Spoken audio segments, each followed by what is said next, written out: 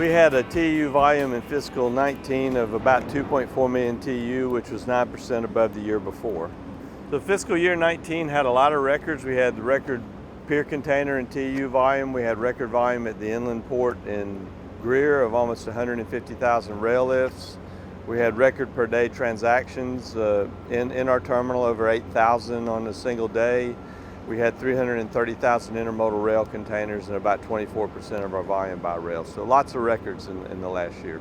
Well, the major drivers of the growth, I think, are the U.S. economy continues to be very, very strong. We've done a great job in our sales organization to diversify our cargo base. We've worked on a lot of projects which have started coming to fruition. I think our port works extremely well in the sense that we get trucks in and out fast, we get ships in and out fast, and we got a very talented maritime community which provides a good product. We invested $240 million in fiscal 19 in CapEx, and that was a record for the port. We just approved a $400 million capital expenditure budget for this fiscal year 20 because we're finishing the improvements to the Wando terminal and we're going to start phase one of the Leatherman terminal in early 2021.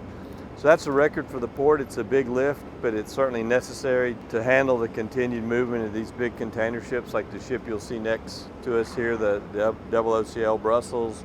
We're planning for a time in the not too distant future when we have 3 14,000 TEU ships at once at the Wando terminal. Harbor deepening is in good shape. We'll start the deepening from the entrance channel to the Wando terminal here, basically, the lower harbor to the Wando terminal. And that'll start with the turning basin. So we're going to widen the Wando turning basin to make it easier to turn the big ships. So I think we'll get that started here in a month or two. And the deepening is on track to be finished in early 2021.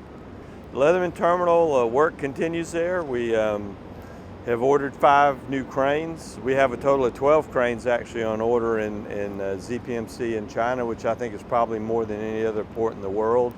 We just approved an order of 25 rubber tire gantry cranes from ZPMC as well. So the equipment's been ordered. The work on the concrete is being done. So that terminal will be in operation in the first quarter of 2021. And we certainly need the berth at that terminal by that time. We're working on retail distribution. We feel that the consumption, the consumers, about 70% of the U.S. economy, and there's generally a shortage of retail distribution centers. And as ports get more and more diligent about shortening their free time and not allowing long dwells on containers, and combine that with the fact that omni-channel distribution requires more distribution centers, we think it's an opportunity for us to get into that segment of the business. We've just got a new operator now in the Wando transload. We've got a 200,000 square foot transload here, and Tradeport is now running that building. So we think that building can do 20,000 containers this year. And that's sort of an entry point into more big box distribution. And we want to pair that distribution with export transloading. So the idea being that an import container comes in for a retailer and we can leave the container at that site and then have export transloading a resin close by and use that container for exports. So we have a budget which is 1.385 million pier containers, which is about 20,000 containers above what we actually achieved this year. You know, we exceeded what we thought we would achieve when we made this budget. With the trade uncertainty, I think it's responsible to take a little breather in growth, you know, in that sense. But we think the Southeast port market should grow twice the U.S. port market because of population growth and the growth of manufacturing. All that has been muted a bit by the trade tensions. And as I said earlier, we're going to invest a lot of money. We're going to invest $400 million. That's a big lift for the port. That's more than our revenue in 1 year, but it's absolutely essential if we're going to be a top 10 container port. There's really nothing we're doing that we don't urgently need to do to maintain the quality of operation in our port. As far as our people go, I mean, we are very fortunate. We have a great workforce here that work for the port directly and in the extended maritime community. Just redoing our economic impact study, and we've probably got about 8,500 people that work in the South Carolina maritime community and they're very dedicated to providing a good product. We want to be the best employer we can be. We've got very complex jobs, running a crane, running a lift machine, repairing those types of equipment, very complicated jobs.